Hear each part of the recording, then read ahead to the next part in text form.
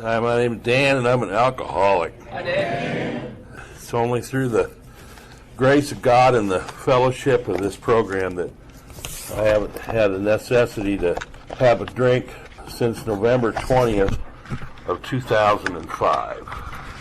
And for that, I am eternally grateful. I always say that the longer I go between meetings, the dumber everybody else gets. I'd like to thank him for the invitation. It's always a privilege to be able to do anything for AA. To start off, I want to tell just a real short little story. It's not part of my story, but it's a really good story, and it explains my drinking absolutely to a T. I have a friend of mine lives in South Padre. He just passed away here a little while ago, but it was Christmas Eve day, and they're all cooking out, they're grilling, having a big get-together in the backyard, and the neighbors are over, and they're having drinks and doing the whole thing. And he said then he came to the next morning still in the backyard, and all he could think to himself is, man, he says, I am in so much trouble. It's Christmas. My wife is going to kill me. I've slept in the backyard again.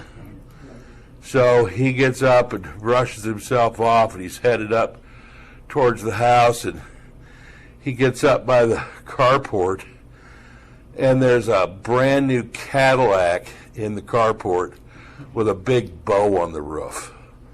And he's like, I am so screwed, because she's going to be pissed that I've slept outside all night on Christmas. Anyway, he gets up to the carport, and he's still in a fog and trying to come up with an excuse, and he looks around and goes, this isn't my house. And that was my story. I spent an entire lifetime waking up in strange places. I just never knew. Every time, from the very first drink, every time I took a drink, I had no idea what was going to happen. But anyway, just a short little drunk-a-log. Over the years, it seems like my drunk-a-log just gets shorter and shorter and far less important, because we all drank too much. We all burned it down, and we ended up here. So that said, I had my first, I'm going to have to sit down, sorry. I had my first drink at 14, and it was a stumbling, staggering, falling, crawling, gutter puking, blackout of epic proportion. And my very last drink, or my last drunk, they were two different things. My last drunk, 33 years later, was the exact same story. That in between, there was countless vain attempts, like the book says, countless vain attempts to prove that I could drink like other people. I started coming to, like I said, very strange places. I started going to the bars when I was 16, because you could do that back then. And then I started waking up on people's couches and waking up on strangers' couches. I woke up one time in the back of seat of just some random car I'd crawled into and spent the night in somebody else's car. I started losing my car. I started trying to figure out if I drove my car home, if I had my car. One time in, I don't remember where, but I hailed a cab to help me find my car, which was probably I'm sure he got a kick out of it. Anyway, in 1980, I hit the road with my first rock and roll band as a roadie. And I ended up doing lights and sound and doing all that. But, traveling in rock and roll during the 1980s, the 80s were this wonderful decade of excess. It was sex, drugs, rock and roll. That's where the term came from, was the 1970s and 80s. But it was the perfect place for me. I fit right in. And over the next 25 years, there was an incredible host of misadventures. I've slept all night backstage after a show. And one time I came to in the wrong state. My first brush with pitiful, incomprehensible demoralization. I was going to Connecticut, East Coast, on an Amtrak train. And you can imagine, club car, Amtrak train. It was an all-nighter, ugly. Anyway, I woke up in the club car in the morning, still drunk, hungover, sick. I'm sure I smelled. And I'm surrounded by moms and dads and their kids eating breakfast. And it was horrifying. And there's more to that story. And we're going to, I'll wait a little while and tell you the rest of that story. But one time I slept all night in a bar, in the booth. They just fucking left me there, And I woke up in the morning and had to let myself out the side door. One time I remember in North Dakota, I peed on the carpet in this really nice woman's living room. And I still feel bad about that. That's that's one of the amends I couldn't make. But one time I woke up in my front yard, just short of my front door. And at the time, all I could think of is if I'd had just one less drink, I'd have made it to my bed, but I didn't. My second brush with pitiful, incomprehensible demoralization, it was in Boulder, Colorado, and I woke up in a strange house, in a strange bed, naked, with a woman I had no recollection of meeting or anything. And then I had to meet her young son as I left out the door that morning. And I was thinking, that I'm an alcoholic, I'm a drunk, but I'm not inhuman. That was a horrifying experience. It really, really tore me up. And there was a few times I probably shouldn't have woken up. There was one night in a fit of anger on the big bus going down the highway. I drank a whole fifth of whiskey and some other things that we don't talk about here. And the piano player stayed up all night to make sure I was still breathing. Norm Alpe talks about seconds and inches, how we survived. And another insane, mad at the world night, I was drinking in a hotel bar after a show. And when the bar closed, I was too drunk, I couldn't find my room. So I went and slept in my bunk on the bus, which was fine, except this was in northern Wisconsin in February. And if the bus driver hadn't have come out and started the bus at 6 in the morning to make sure it would start, I could have easily slept for considerably longer. So now it's 1990. I'm touring all over America in big, beautiful tour buses and drinking in hotel bars on my American Express Gold card. I really had drank myself right to the top of my game. And, like Bill says, I had arrived. And for an alcoholic of my type, you take my alcoholism and you sprinkle just the smallest amount of stardust on it. and it turns into a monster. And I think one of my favorite memories is out on the East Coast, my brother passed away, and I had to fly home off the tour and did the funeral and did all that. And then they flew me back out to meet the buses. And I get off this airplane, and the bus driver meets me at the gate, when you could do that back then.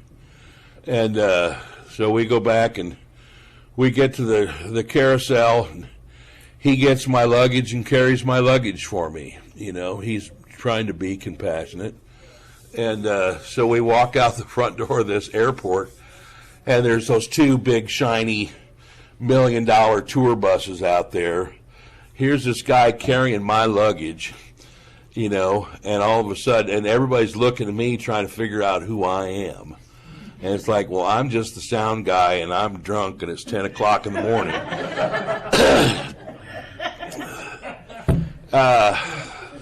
It really, to add alcohol to just a little bit of, you know, thinking you're somebody, you know, because I always say when I got here, I was pretty fucking important when I got here, you know, I thought. So jump ahead 10 more years. Now it's 2000. I've been divorced twice. I filed for bankruptcy. I'm penniless. Awkwardly enough, I'm now a janitor in a hotel instead of drinking in one. And I always think about standing there at 3 o'clock in the morning with my mop and my bucket. Think, what the fuck happened? You know? And you could not have convinced me that it was the alcohol. I had just got screwed by the world, you know? Victim, victim, victim. That was always my default position. Everything, every person, place, or thing screwed me. And I always think about it as when the misadventure becomes commonplace, you know, the insanity becomes normal.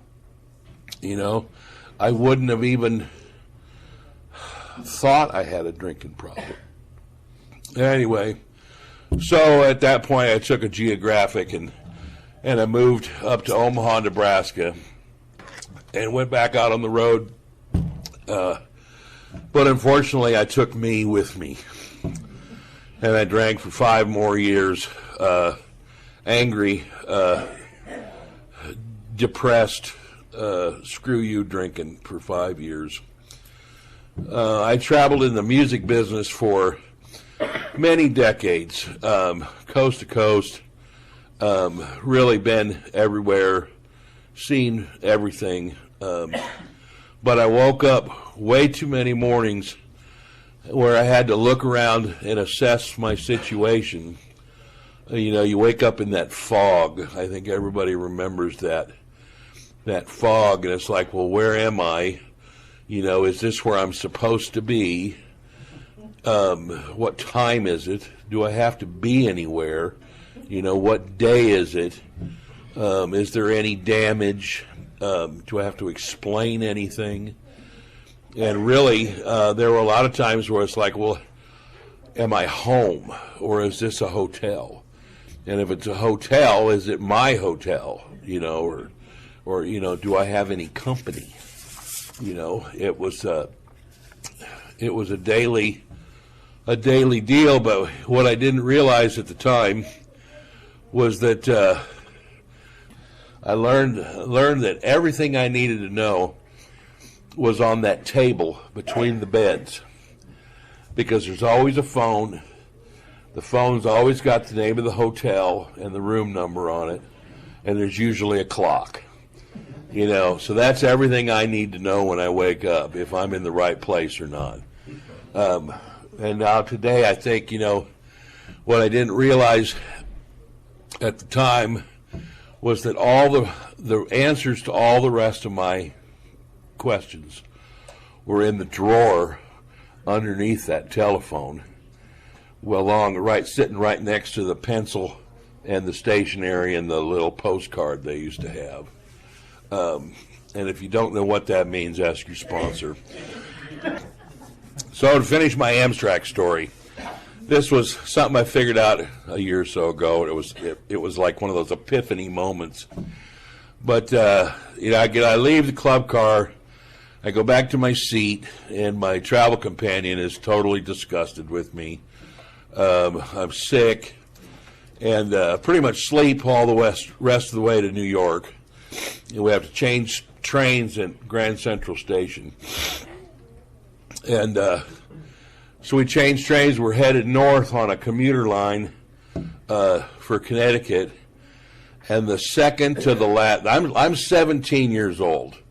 I'm a young, budding alcoholic, and it's just like getting ready to start my checklist of yets. And so we're headed north. The second to the last stop on this train line is Bedford Hills. I'm 6 blocks from Bill Wilson's house. And all I could think was, man, if I'd have just got off the train, in 1977, I could have saved myself years. Anyway, I spent half of my life, literally, trying to figure out how to have a couple of drinks and not wake up in somebody's backyard. I mean, that's just was the story of my whole life. So my last drink, I wrote down here, the first thing I think of my last drink was from page 8, where it says, "No words can tell of the loneliness and despair I found in that bitter morass of self-pity. Quicksand stretched all around me in all directions. I had met my match. I had been overwhelmed. Alcohol was my master." My drinking, the last years of my drinking, took me to a dark, dark place where I always think of was, you get to the place where suicide is a perfectly reasonable option. I used to literally pray every single day. I came into these rooms with a God of my understanding, and I had a God out there. We didn't see eye to eye all that well, but he was there. But I used to pray every day for him to just let me die. I just could not live like this anymore. It was just too painful. But my last drink, I said earlier, my last drunk and my last drink are two different events. And my last drunk finds me lying in a ditch along the side of a highway in Mitchell, South Dakota. The police are there. I can't even stand up, let alone walk. And I've got a coworker who's desperately trying to drag me back to my hotel room. And I always think the policeman was, from what I remember, was fairly amused at my condition. He was like, I'm not sure he'd ever seen anybody as drunk as I was. So he let us go. I'm only 100 feet. I can see my hotel room door. It's just right over there. So he let us go, and I went back to the room, and actually I went back to the room and had a beer, which is so. Anyway, my last drink was the next day, and I always joke that it was strictly medicinal. We finished what we were doing in South Dakota, and I slept all the way back to Omaha, and I got home, and I had to have a couple drinks just to get the sick off. It's that second day hangover. I need a drink just to settle my nerves and stop the shakes and quit, with the nausea. And so anyway, I woke up the next morning to the awful awakening of the hideous 4 horsemen that it talks about in the book. The terror, bewilderment, frustration, despair, I was done.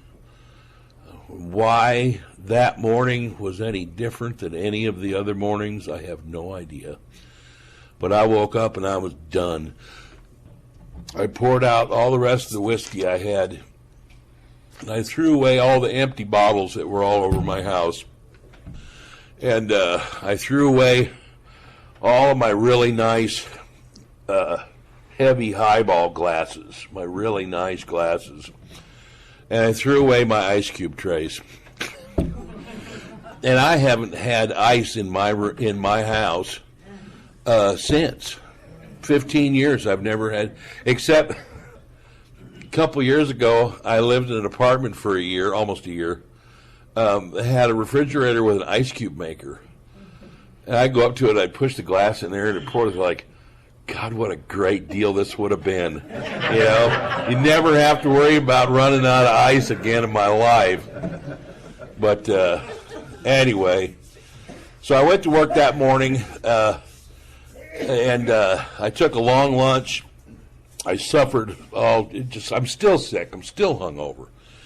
And I suffered through till lunch, and I went to the central office in Omaha, and I talked to the most wonderful man named Clayton. And he was a 60-year-old, hard, flat-top Marine Corps tough guy. And I cried my eyes out and blubbered through my story. And he looked at me and he says, you know, you never, ever have to feel this way again if you don't want to. And, you know, those, at the time, that stuff that was like, that's what I wanted. And I've talked before about, I hate to say this in AA, I feel like my story was just a little bit different. Because I came into these rooms desperate to find a way to never, ever have to pick up another drink as long as I lived. I had no delusions of, you know, the happy times and it talks about, you know, the camaraderie and the kinship that, you know, you had when you were drinking. That was all gone, you know. All of the fun part of drinking was long, long gone. And I really was desperate to never have to take another drink. And I think that really helped me in my quest, because there was no question. I will do anything you tell me to do. You know, I said one time, you know, I'd stand in the corner and you know, jump up and down on one foot if that's what my sponsor tells me to do, because he knows how to stay sober and I don't. So Clayton told me, he says, go to 30 different meetings in 30 days. Now, you could do that in Omaha because we had like 600 meetings a week up there. Every time of the day or night. 6:30 a.m. I think was the first one, and we had two of them that started at 11 o'clock at night. All day long, every part of the town. Anyway, so I went to 30 different meetings in 30 days, and he said at the end of that time, you're going to find somebody who you'll want to be your sponsor. You're bound to run into somebody that you can connect with and who's got some time. So I did that, and you know, sure enough, there was this one guy who was at an awful lot of meetings that I went to. Everywhere I went, he showed up. You know, his name was Ron S. And so he had about 5 years, and I asked him to be my sponsor, and he said, well, he said he'd do it, but you're going to have to go to 90 meetings in 90 days, and that's one meeting every single day for 90 days. You can't go to 3 one day and skip 2 days. 90 meetings in 90 days, and if you miss a day, you have to start over. He was hardcore. And then on top of that, I had to go to his home group with him every week, where he volunteered me to be a greeter right off the bat. And he said, read 2 pages of the big book every day, just 2, no more, no less. And he said, at the end of 90 days, you will have read the first 164 pages and will have done steps 1, 2, and 3. And I was like, so I'm on it, and we met, at least once a week, besides his home group, and talked, and I had to call him every single day. He says, I may not answer, but he says, leave a message and call me every single day and just tell me how you're doing. So I call him every single day and usually whine about the injustice of the day, the boss, the ex-wife, the child support, or her lawyer's calling again, and he would, this really got to be irritating, but he was, go read a spiritual axiom out of the 12 and 12. And I have it here. And he said, it is a spiritual axiom that every time, and he would make me underline that, every time we are disturbed, no matter what the cause, there's something wrong with us. If somebody hurts us and we are sore, we are in the wrong also. But are there no exceptions to this rule? What about justifiable anger? I liked that idea. And he said, if someone cheats us, aren't we entitled to be mad? Can't we be properly angry with self-righteous folk? For us of AA, these are dangerous exceptions. We have found that justifiable anger ought to be left to those better qualified to handle it. And I didn't like that. And I had to read that like almost every day for 90 days. And I always thought, what the F do you mean it's me? I'm the victim. I'm the one getting screwed. And he go read it again. And I read it, and I read it, and I read it. And I read this a couple years ago that I absolutely loved. It said the spiritual axiom referred to in the 10th step, every time we are disturbed, no matter what the cause or something wrong with us, also tells me that there is no exception to it. It says, no matter how unreasonable others may seem, I am responsible for not reacting negatively. Regardless of what is happening around me, I will always have the prerogative and the responsibility of choosing what happens within me. I'm the creator of my own reality. And it was like, that has become almost my mantra. It's the being able to turn everything over to God and not react. I always say a restraint of pen and tongue and keyboard, which is where you go, I'm not going to do it. I got to walk away. So, anyway, my first year of sobriety was not necessarily happy. I mean, you get the pink cloud, you're not drinking, and you feel so much better. But, I was filled with fear and confusion and guilt and despair and literally just endless crisis management.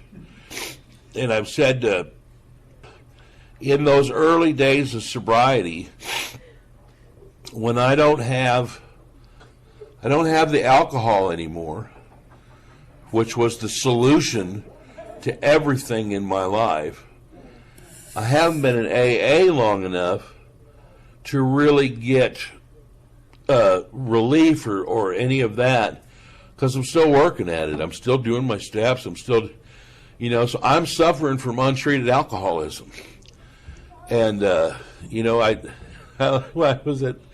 I think I was at Pickers and Grinners. I picked up my 10-year chip, and I said, it's been, by God, the best 7 or 8 years of my life.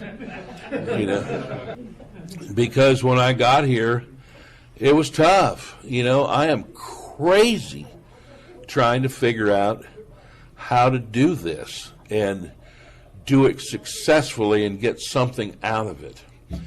But like I said, there was little occasions of hope, little light bulb moments, but I was told to become a part of.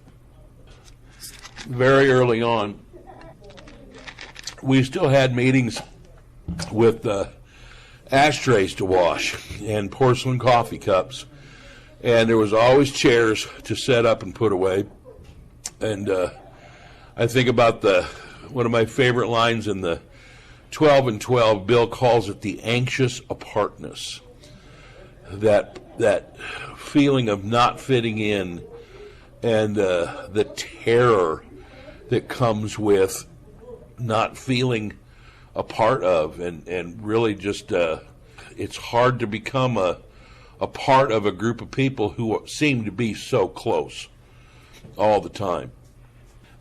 I think of one of the other things, I'm sure everybody says this, but that emotional roller coaster that happens in early sobriety, almost bipolar. It's, really, really good days and just crisis days, and just insane days. But you know what? You took away the only solution that I ever had. And I have to figure out how to, it said the alcohol was only a symptom. And I have to figure out how to live differently. And I think I was probably 6 months sober, and I was doing a big show, and my old boss, who had 25 maybe years of sobriety at that time, was working for the band that we had that day, and I told him I'd quit drinking, and he was pretty ecstatic. He was like, it's about time. Thank God. But I remember telling him, I said, I'm fucking crazy. I feel like I'm having a nervous breakdown every day of my life. And Pat was a hard, abrupt kind of a person normally. But he looked at me, he says, those are feelings. We have those now. Get used to it. It was like, oh, God. So anyway, the first year was tough. I wrote down here the first requirement is that we be convinced that any life run on self-will can hardly be a success. I think of doing my steps. I talked to my sponsor. I was doing my 4-step. I took 2 weeks of vacation at, like 6 months over, 5-6 months over, and went out to Arizona to visit my parents. And so I took a yellow pad and a pen, and I writing my 4-step in the car. And I'm driving. I spent like 60 hours in the car by myself doing a 4-step. Now, I don't know if I would recommend that to anybody, because that's a long time to be in here with me. But I was somewhere in the middle of the desert in New Mexico, and I had, I wouldn't call it a spiritual awakening of sorts, but sort of an epiphany. The delusion parted in front of me, and I saw my alcoholism for what it was, for what it really, really was. I saw how I'd been living my life, and I saw what I had done to people, the damage I had caused, all in a flash. It was like, oh my God. And then I think Bill calls it, I realized that I've had this huge hole in my soul, an emptiness that I think almost all alcoholics experience on some level, the loneliness, the emptiness. And it was really emotional. I started crying. I had to pull over on the shoulder of the highway and call my sponsor, and I told him what had happened, and he was like, cool. I'm like, I'm pissed, because it's like I'm standing on the side of the highway and I'm crying my eyes out, and he's excited. He says, well, you found something. Good. You found something. He said that emptiness, that hole in your soul, he says, that's what you tried to fill with alcohol for all those years. He says, that's what you have to now fill with God in the program. And it was like, fuck. Anyway, so I finished my 4-step out on the road, and just a little thing, addition. About 3 months later, after that trip, my dad passed away. Now, if I had to quit drinking, I'd have never drove all the way out there to visit. I'd have never done any of that. But the only reason I'm bringing this up is the very first, I was smart enough at the time, the very first thing I did when I got the news that my dad had passed away, I called my sponsor. Very first thing. And the next thing I did was go to a meeting. Took the rest of the day off of work and I went to a meeting. I was smart enough at the time, at 7 or 8 months sober, that's what I needed to do. Smart enough to do that. Anyway, the other thing that working my 4th and 5th step is, we often talk about don't leave before the miracle happens. My miracle is that I stayed around long enough to figure out what alcoholism was, for one thing, and that I had it, for another. The belief at the core of my being that if I pick up another drink, I'm going to die, period. But anyway, I quote this all the time, the real alcoholic. My dad, I knew my dad was an alcoholic. I knew that when I was drinking. He drank big bottles of scotch with the handles on them, 2 or 3 of them, 4 of them a week, every night. He had, I don't know how big they were, but in my memory is he had these huge highball glasses. But he got diagnosed with diabetes when he was in his 60s, and the doctor said, you're going to have to lay off the scotch. He says, you can't have diabetes and drink like that. And the son of a bitch just quit drinking. He just never had another drink. And that astounds me. But if you read the book, page 20 and 21, it talks about the heavy problem drinker. Here's the guy that, he may need medical attention to stop drinking, but he can do it. He can stop drinking and not drink anymore, given the right set of circumstances. Health, your wife's going to leave you, you're going to lose your job, whatever. He can go, I'm done, because I don't want to lose my stuff. But then it talks about the real alcoholic. The heavy problem drinker can go to Passages Malibu and get some acupuncture under a palm tree and be cured. And I'm sure they have a great recovery rate.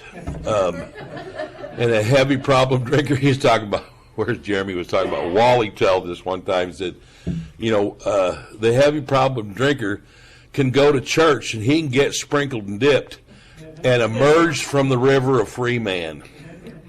But the real alcoholic suffers from a hopeless state of mind and body that only an act of providence can bring us back.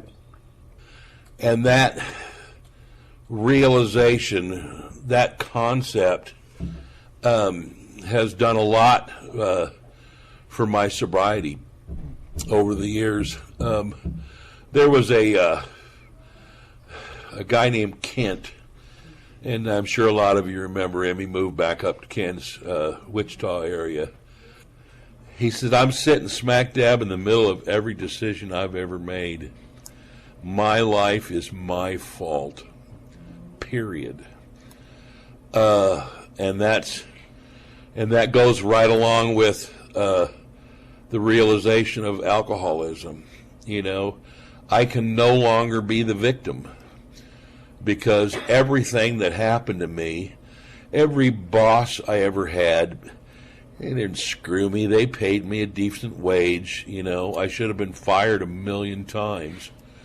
My exes both left for a perfectly good reason. And I was thinking all that child support I paid that, really pissed me off at the time was the right thing to do. Those are my kids. I'm supposed to pay that. That's the right thing to do. But I would have never imagined the right thing when I was drinking. But today I always say, if I work all 12 steps in order with a sponsor who has done all 12 steps in order with a sponsor, I change. When I worked the steps, everything about me changed. My perception, Clancy talks about the disease of perception. My outlook on life changed. Chuck C, new pair of glasses. Everything about me changed. A spiritual awakening, out of the back of the book. And if you haven't read this, go to the very back of the big book where there's an appendice called The Spiritual Experience.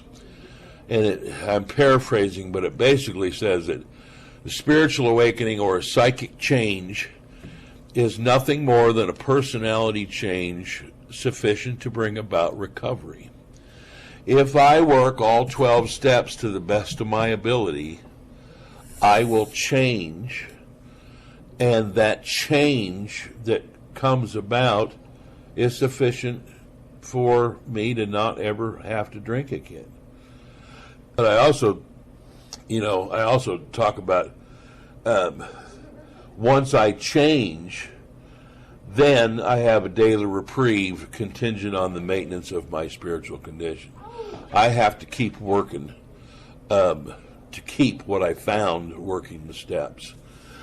And one of my favorite things I heard was Carl Jung in a letter to Bill Wilson talks about, he calls it a spiritual thirst of our being for wholeness, expressed in a medieval language, the union with God. He's trying to describe that emptiness, that loneliness, that hole in my soul is on a very fundamental level the search for God, a need of God, a need of a higher power that I don't have. And that's why it's having had a spiritual awakening as the result of these steps. That's the whole reason we did the steps, was to have a spiritual awakening sufficient to bring about recovery. The other thing that it says, the letter says, is that spiritus contra spiritum, I think. And that's only the spirit can combat the spirits. only God is the answer to my drinking. Anyway, working with others. This is an experience you must not miss.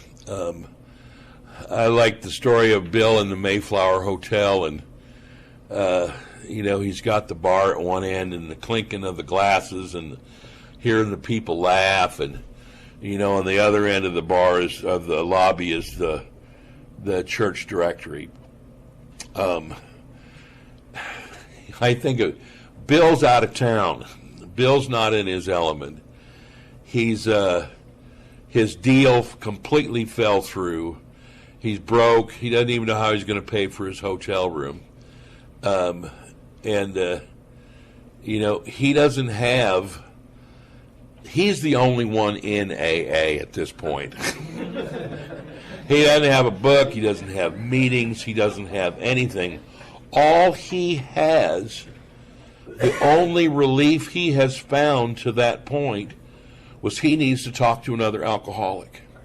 He needs to help another alcoholic. That's all he knows how to do to stay sober. So he goes to that church directory, and long story short, it takes him 12 phone calls. He calls one guy, that guy gives him another number, and that guy gives him 10 phone numbers of people in the Oxford group, and he calls all these numbers. And I heard one account where he says he took his very last nickel was the nickel he used when he called Henrietta Seiberling, who was the one that hooked him up with Bob. Now that's a miracle. The chain of events that brought Bill and Bob together, is I think truly a miracle. My miracles in AA, briefly, a few years ago, my ex-wives, I'd made my amends with my ex-wives, and but my second ex passed away, and one of the things I've always done in just for fun is I can take all your old home movies and your old pictures and put them in a video, put music with it, and all that with your kids or whatever. Anyway, my daughter asked me to do a video for the funeral, so I did that, and I dug through all of my pictures, and they sent me some and a song they wanted, and I searched through everybody's Facebook pages and all of my old photo albums, and I put together, I really wanted to do a nice job for my daughter and her family and everything, so I put all this together, and I say today, in that simple act of service, I all of a sudden remembered the woman I married as opposed to the woman I divorced. I remembered loving her, which was it changed everything again. I got to completely start over on my view of things. Anyway, almost out of time, but there was a guy a while back. I heard a speaker who talked about. I said earlier, I've traveled all over the United States. I've really been everywhere. I've done everything. I've seen everything. The most awe-inspiring thing I saw in all those years was the Great Redwood Forest. Unbelievable. The one thing about as magnificent as those trees are, they have a fatal flaw. He says, by their very nature, these trees will grow so big and so tall that their roots can't support them, and they'll fall over. They'll fall. That's why, like in California, they live in groves. They all grow together in one place where all of their roots tangle and twist together, and they hold each other up. And that's what I think about when I think about AA. That's what we do here, is we hold each other up. Because of myself, I am nothing. And so thanks for holding me up. Peace.